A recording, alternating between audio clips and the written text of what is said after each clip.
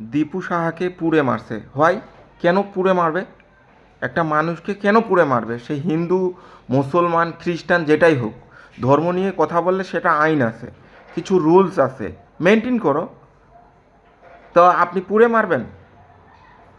আপনাকে আপনি পুড়ে মারলেন। আপনার এই ইন্ডিয়াতে যখন মুসলমানকে এরকম করে মারে তখন আপনি তো কথা বলেন।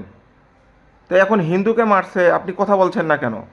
আমি একজন মুসলমান, ইন্ডিয়ায় যখন হিন্দুর উপর টর্চার করা হয় তখন তো আমার খুব পোস্ট দেই, এই দেই সেই দেই, কিন্তু এখন একটা হিন্দু বন্ধু মারা গেছে, এখন আমরা কিন্তু কেউ কোনো পোস্ট দেই না। আচ্ছা, আমার ফলোয়াররা আমাকে অনেক রিকোয়েস্ট করছে এইটা নিয়ে কথা বলার জন্য, যে আপনি এটা ব্যাপারে কিছু বলছেন না কেন। এই জন্যই আমার বলা। আর এটা না বললেও আমি পরে বলতাম, আমি একটু বিজি ছিলাম এই কারণে আমি বলতে পারি নাই। তো আমি লাস্ট পর্যন্ত সব কিছুই জাজমেন্ট করে দেখছি।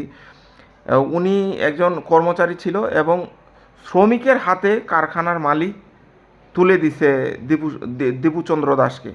হ্যাঁ, কিন্তু এটা এটা কি মানে মালিক ঠিক করছে? আপনি পুলিশে দেন বা প্রসেস অনুযায়ী, রুলস অনুযায়ী আপনি আপনার অফিসে আটকায় রাখেন, বা যেইটাই করেন না কেন একটা ওয়েতে বের করে নিয়ে আসেন ওকে।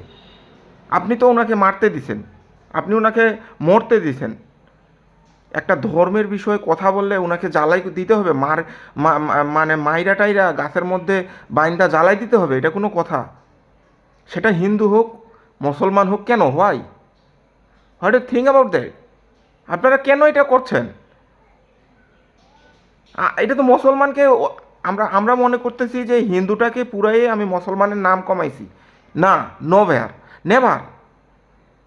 আপনি মুসলমানের দুর্নাম করতেছেন, আপনি মুসলমানকে অপমান করছেন।